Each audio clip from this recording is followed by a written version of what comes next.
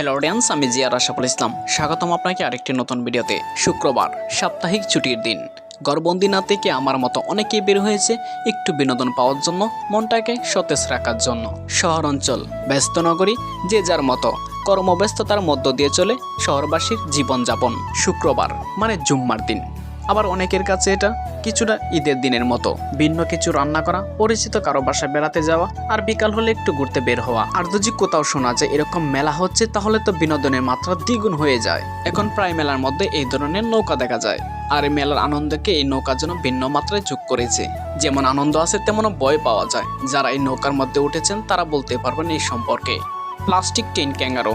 এই plastic ten ক্যাঙ্গারোর মধ্যে চড়ে অনেকে পরিবার প্রয়োজন নিয়ে বিনোদন নিচ্ছে। সাথে ছিল বিভিন্ন রকমের মুখরোচক খাবার, চানাচুর, ফুচকা, চটপটি, আচার, বার্গার, গ্রিল, কাবাব। যে খাবারগুলো দেখে একদম জিহ্বায় জল চলে আসার মতো। আমার সাথে ছিল